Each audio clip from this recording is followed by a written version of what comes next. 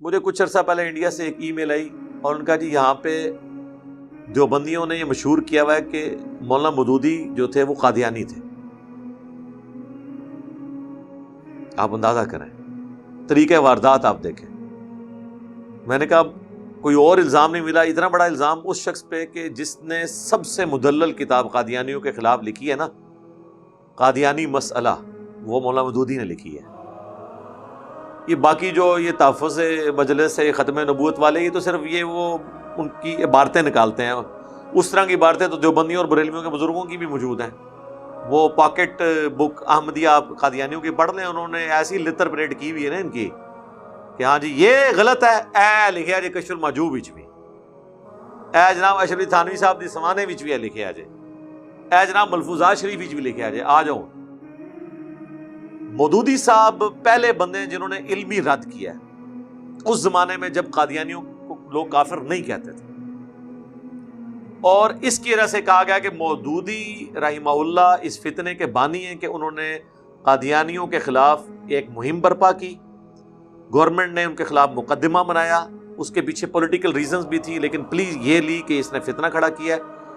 Case عدالت میں چلا, سزائے موت ہوگی مولانا مودودی کو.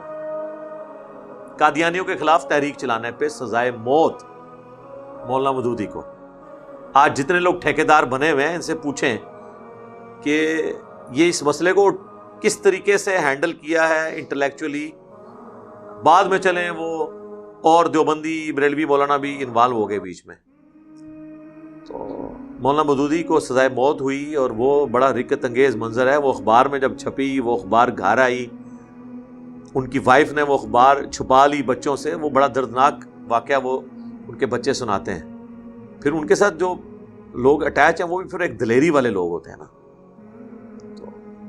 اور اسی بندے کو انہوں نے کہہ دیا قادیانی ہے جس نے سب سے زیادہ قادیانیت کے خلاف کام کیا. یہ طریقہ واردات ہوتا ہے کہ آپ ایسی ادبی گالی دے دو کہ لوگوں کی مت ماری جائے. لیکن یوٹیوب حفظہ اللہ تعالی, فیس بک دامت برکاتہم عالیہ, آیت اللہ واٹس ایپ, اور اب تو وہ بھی آ گیا ٹک ٹاک حفظہ اللہ تعالی, ان سب کی برکت سے اب کوئی کسی کے خلاف کچھ بھی نہیں کر سکتا. پرانے محدثین کے بارے میں آپ کو ایک بندہ کہے گا کہ بہت بڑے سکہ صدوق راوی ہیں, دوسرا کہے گا یہ دجال تھا, تیسرا کہے گا اس کا حافظہ بگڑ گیا تھا. اب آپ مصیبت میں پڑ جاتے ہیں کہ میں کس کی بات مانوں کس کی نہ مانوں. آج اگر کوئی مودودی صاحب کے بارے میں کلیم کرے گا نا تو سر مودودی صاحب کی تو کتابیں نیٹ کے اوپر چڑھی ہوئی ہیں.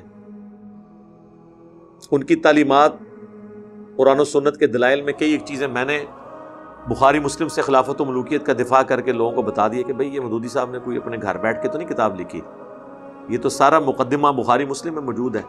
آپ کو کسی کو دھوکہ نہیں دے سکتا. پرانے زمانے میں دھوکہ لگ جاتا تھا. جس کے بارے میں آپ نیگیٹو تعارف کروائیں گے لوگ نیٹ پہ دیکھیں گے, جی دیکھیں وہ کیا کہتا ہے. مولانا اسحاق صاحب رحمہ اللہ کی وفات کے بعد کتنے لوگ ہیں جنہیں مولانا اسحاق کا تعارف ہوا ہے, وہ جانتے ہی نہیں تھے مولانا اسحاق کون ہے. ان کے مخالفین نے کہا جی وہ بابا ہے, جی وہ جی ایران کے ٹکڑوں پہ پلتا تھا, جی وہ یہ ہوتا تھا تو وہ ہوتا تھا. جو لوگ سعودیہ کے ٹکڑوں میں پلتے ہیں وہ یہ سمجھتے ہیں کہ باقی لوگ پھر ہماری مخالف پارٹی سے لیتے ہوں گے. اچھا یہ تو ایران کے ٹکڑوں پہ پلتے ہیں, تو بریلوی جو اہل حدیثوں کے خلاف کلپ چڑھاتے ہیں ان کو کون ٹکڑے دیتا ہے؟ کیونکہ بریلوی ریاست تو ابھی تک کوئی قائم نہیں ہوئی ہے. دیوبندیوں کا تو آپ کہیں گے کہ جی طالبان دے رہے ہیں, تو طالبان تو بیچارے ابھی خود مانگیں گے کچھ سال, ٹھیک ہے, تب جا کے کہیں اسٹیبل ہوں گے. یہ ایک ادبی گالیاں رکھی.